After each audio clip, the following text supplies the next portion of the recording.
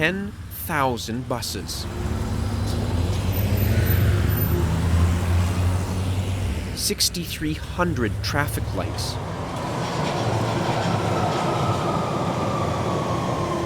400 kilometres of subways.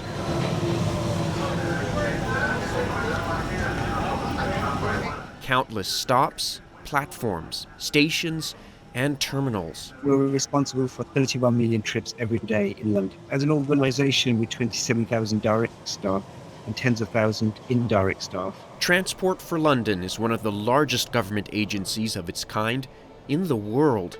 It's constantly trying to tackle the most pressing issues that impact business continuity. We have to start with the problem and see what innovators can do to solve it. Reach out wide, reach out far. Rakesh Shah is the head of open innovation at the organization. He's working with tech startups that play a role in maintaining and improving the operations of the massive transport network. We cannot be in our own cocoon and say, well, we've got the answers to everything.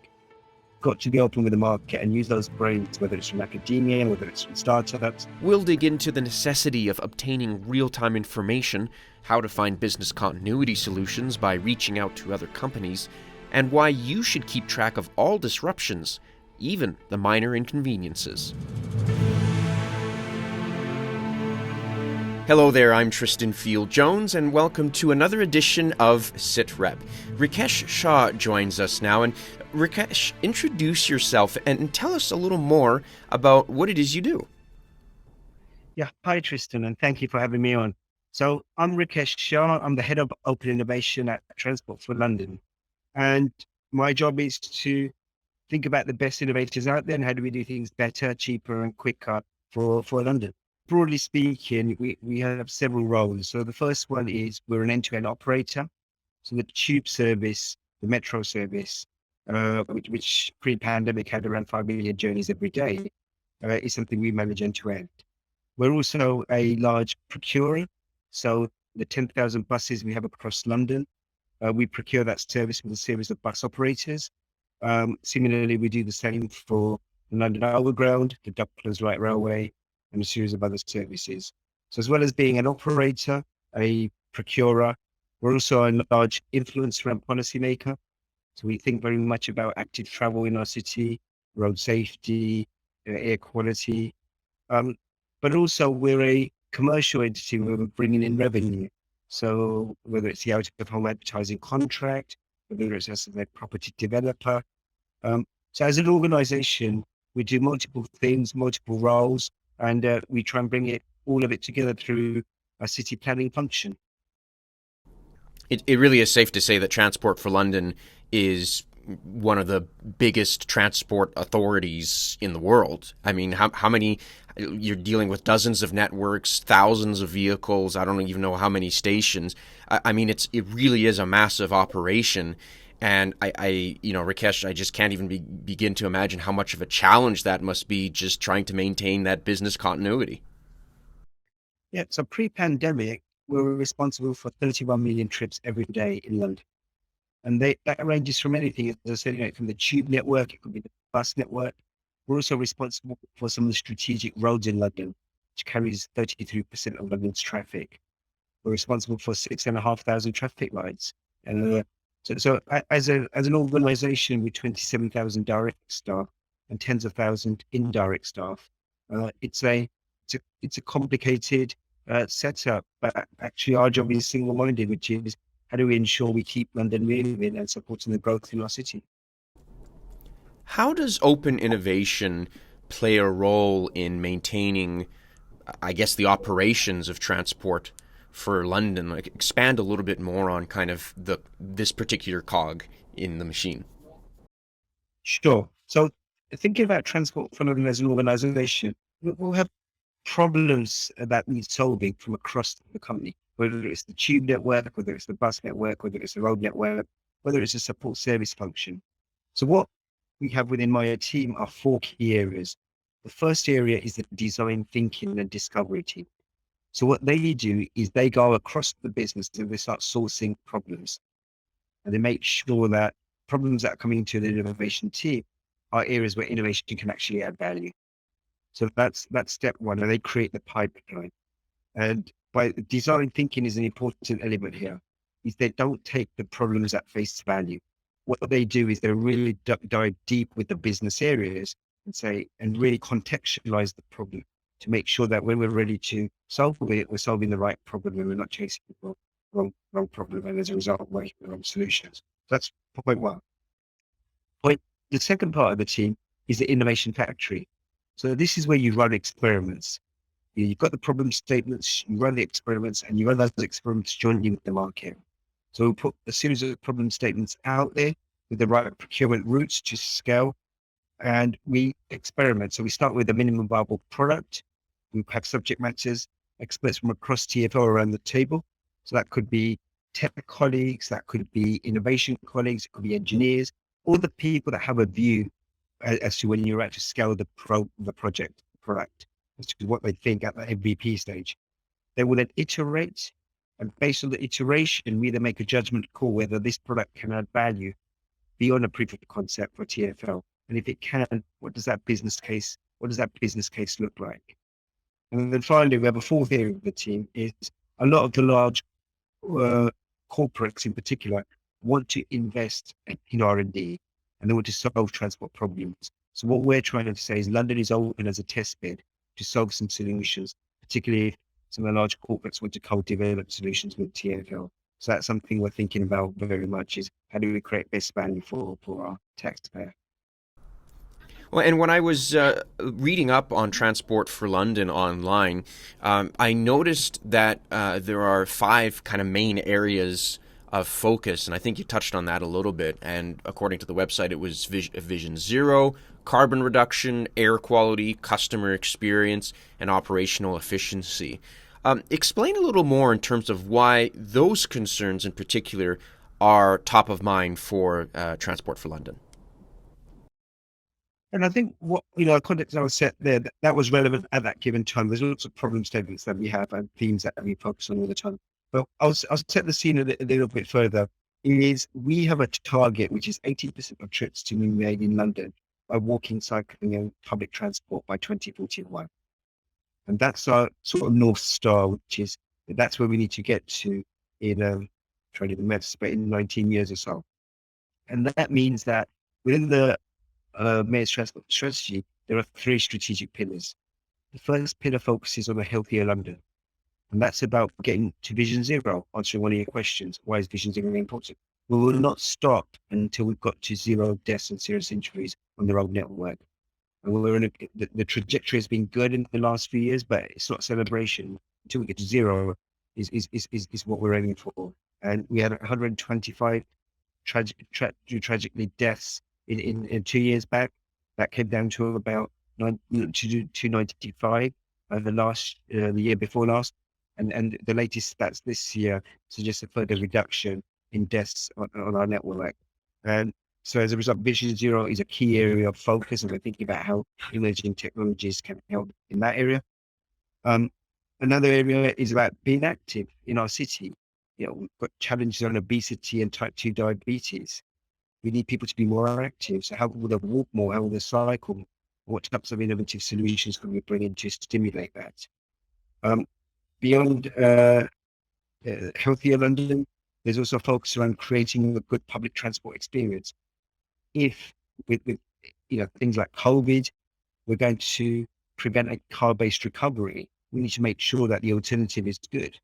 So some of the things that we've done, just launched the Elizabeth line in London, which connects East and West London. We've extended the Northern line service. We've also increased the level of cycling infrastructure in our city. So there's a lot of investment going to encourage people to be more active and use public transport. And finally, the role of public transport is beyond moving people from A to B. It's also about creating new jobs, economic hubs, and so forth. So when we start putting that context in, those five areas that you mentioned become really relevant, which is how do we ensure that as people are moving around London, that they don't suffer from respiratory diseases through the air that they're breathing in. So there's lots of interventions we're putting in place there, particularly the road user charging and expanding the ULEZ in London is really important. And then safety and operational efficiency. absolutely are critical things as we run the transport service.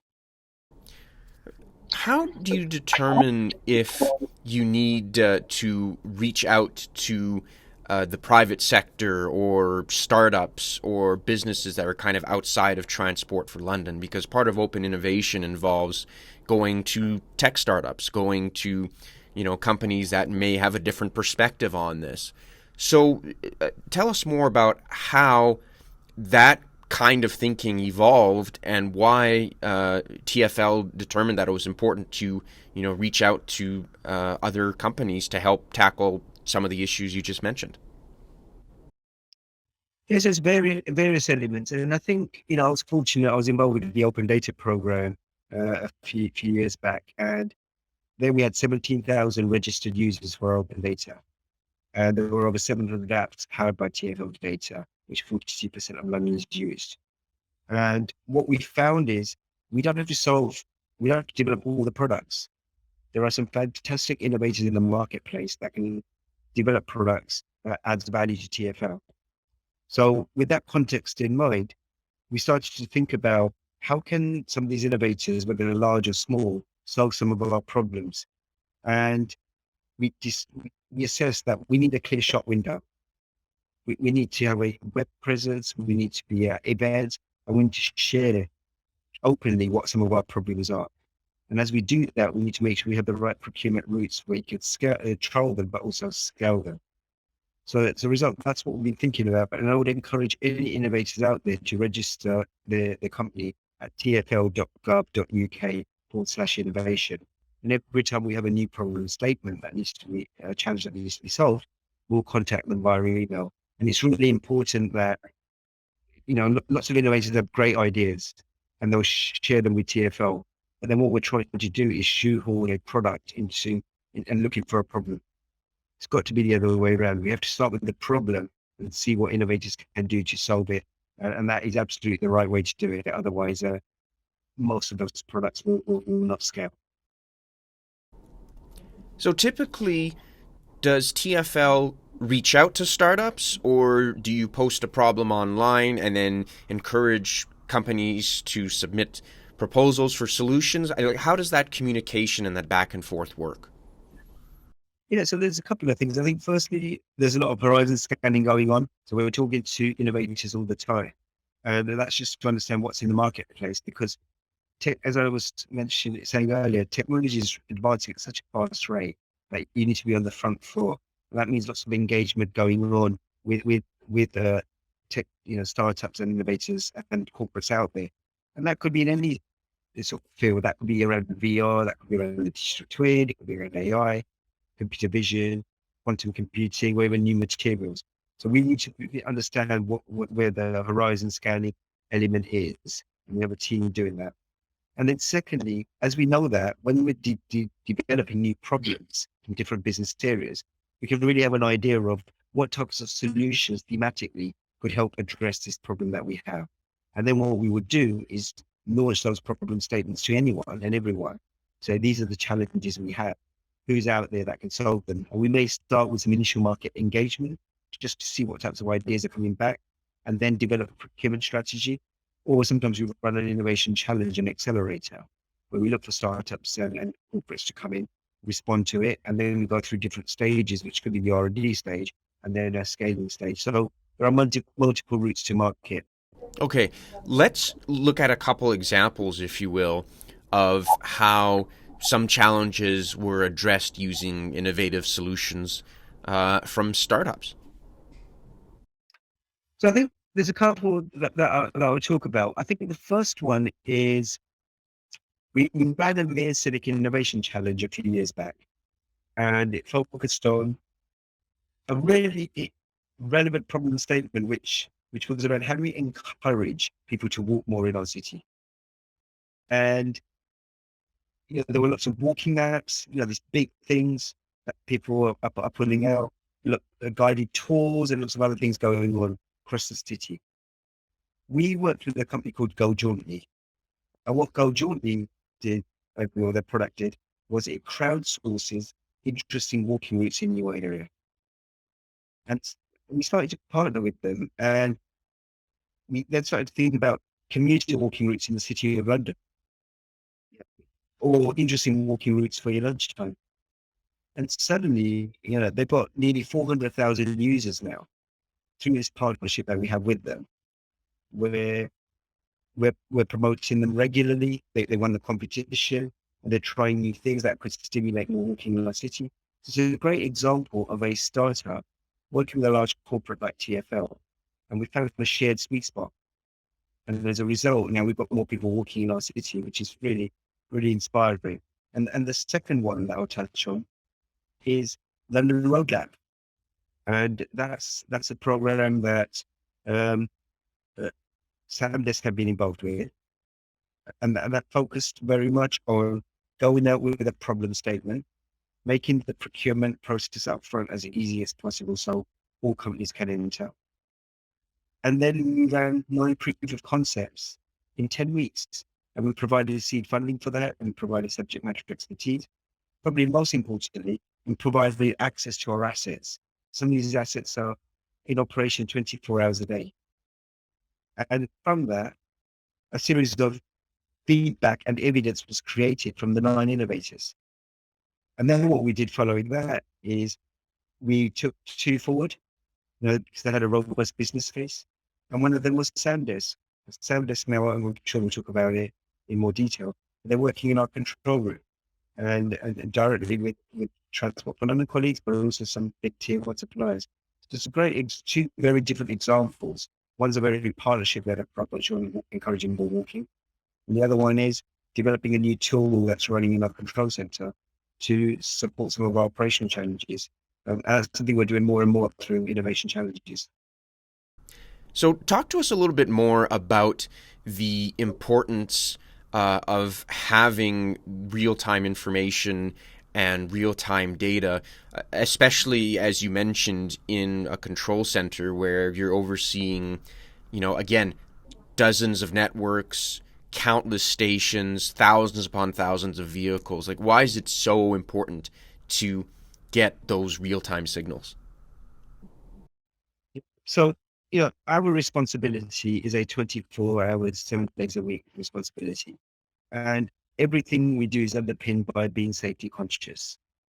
And that means that it's really important that we receive the right information in a timely manner and then be able to act on it as quickly and as efficiently as possible.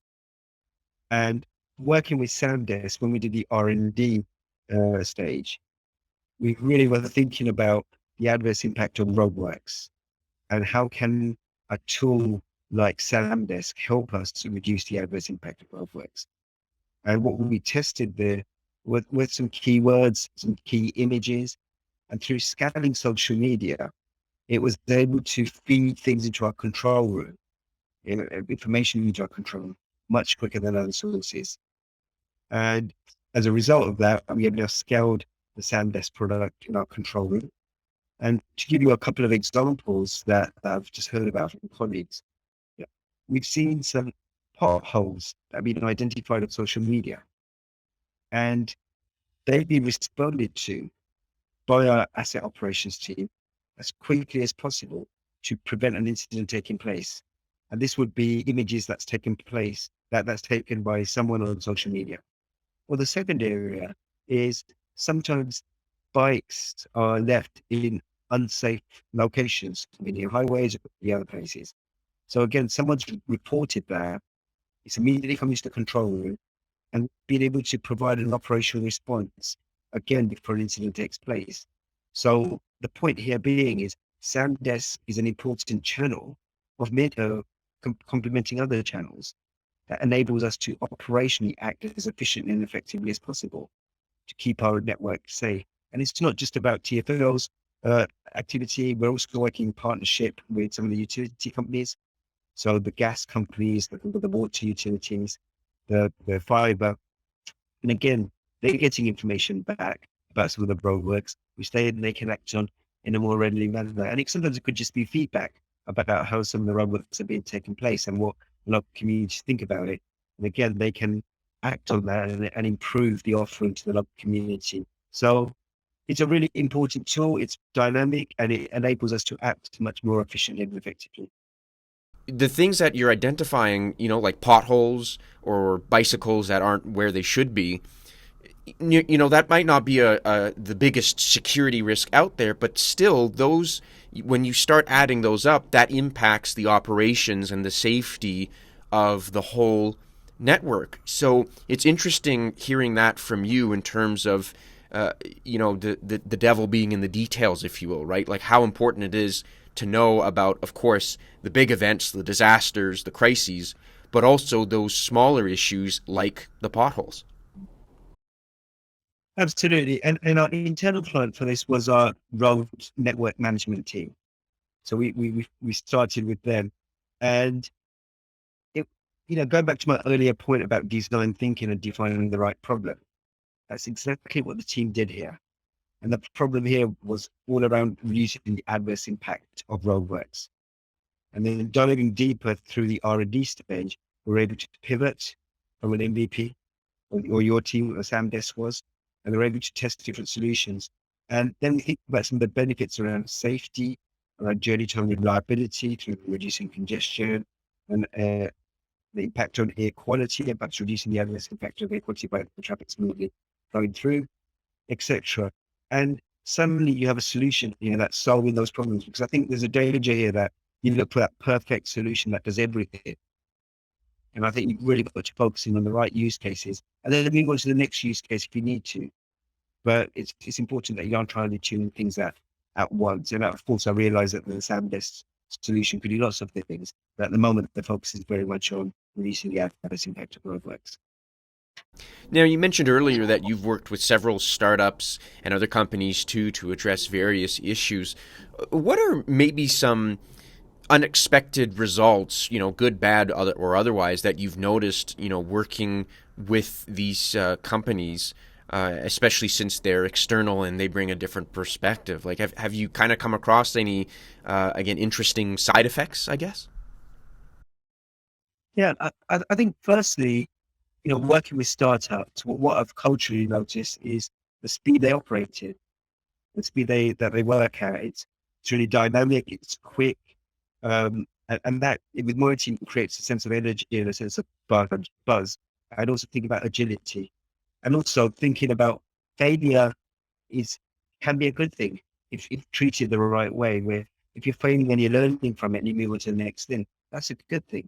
If you're dragging it out and and you're trying to make it work, despite it failing, that's probably not such a good thing. So I think that that cultural piece that startups bring has been really helpful. I also think working with some of the large corporates, how they think about R&D and innovation, solving transport challenges has been really helpful, particularly as them being large corporates, so two large corporates working together. So what we have done quite often is create matrix teams and really think about that, again, that problem that we're trying to solve. How do you work through it from start to finish? Because there's been lots of learnings, and specifically some of the products that we focused on. One is a vehicle as a sensor. So vehicle as a data sensor. So we're working with the likes of a Daimler and some startups to think about how can data from different vehicle types help us to run our operations more effectively. But most importantly, how can they help us reduce fatalities on our road network? And what we're doing there is looking at risk modeling, where cars are suddenly swerving, braking, accelerating disproportionately. How can we use that data to say, let's build a road risk tool in our city? So, that's one area, but there's many other areas that we've focused on. That through innovation, starting with an initial problem statement, you come up with a series of good solutions that you're testing, and sometimes that solution's pivoted, and that solution and that use case you started with sometimes does go in a slightly different direction, which adds value in a different way. I'm sure there might be some people listening to this who might work at large organizations or corporations. And, sometimes these bigger entities, if you will, can be a little maybe slow to adapt or a little bit, or might be a little hesitant to innovate. Maybe it could be people who are set in their ways, or it could be, especially with these organizations that may have been around for decades or centuries or whatever it is. Speaking from your own experience, Rakesh, if you met someone at one of these large corporations or organizations who said, we don't really see the need for this, what would you tell them? How would you maybe convince them that startups or other private sector solutions, whatever they may be, how would you convince them that that is a good way to go to address problems? So if I give you some context on Transport for London and our predecessor organizations, we're over 150 years old. So we're pretty old relatively. And we're also a public sector body. So that means that there's challenges around, well, not challenges, where we have to be open and transparent with all our procurements. So we can't just bring a startup in and start working with them. So there's a process. And I think what I would say is the rate that things are changing and the rate that new technologies are advancing, we have to think about how startups and other corporates are thinking about some of the problems that we have, how they can solve them. We cannot be in our own cocoon and say, well, we've got the answers to everything. Got to be open with the market and use those brains, whether it's from academia, whether it's from startups, whether it's accelerators, or whether it's large corporates or anyone else. So here are our problems. How can you create new value for us? And every organization out there should be thinking about creating new value, whether it's for the staff, whether it's for the customers, or whether it's for the bottom line. So I think they should be open, they should be transparent, they need to be clear on the problems, and then think about the business case. And if this business case suggests that there are solutions out there that can add value, it's a no-brainer. They should be thinking about how they create that value in the organization and realize the benefits.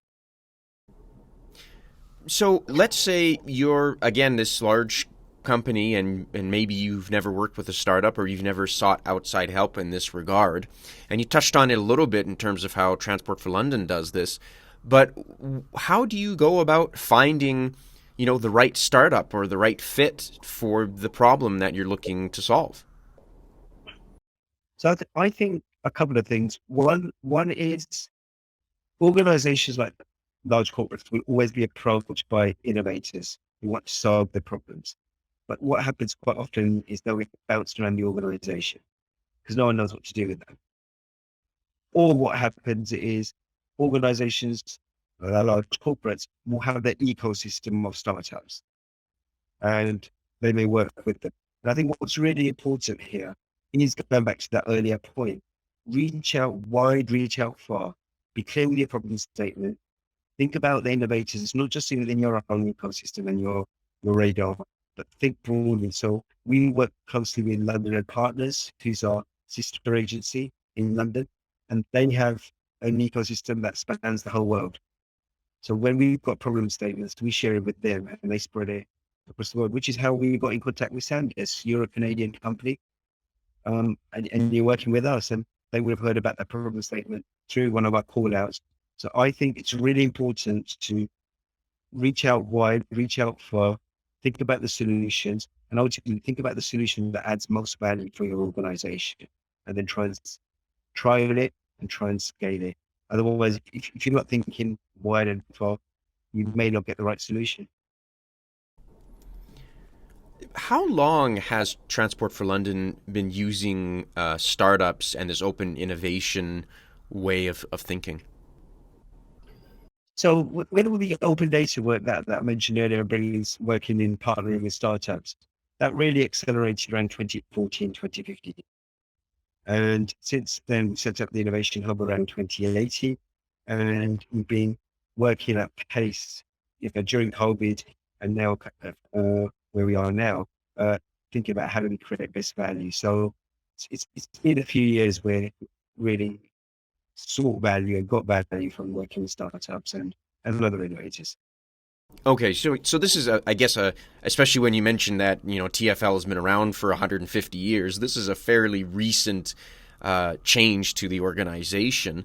So Generally speaking, would you say that this, the innovation and bringing in the startups, has that had a substantial impact on, again, business continuity and operational safety? Because based off what you're saying, it sounds like there have been significant changes and some major ripple effects too as a result of this, I guess, new way of approaching problems.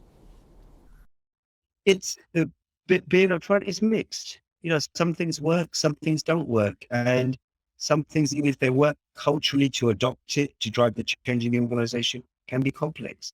So, what's really important as we move forward, we think about the right problem statements, we think about the route to market, but we also think about the conditions for success as we think about the products that we want, the innovation that's coming in.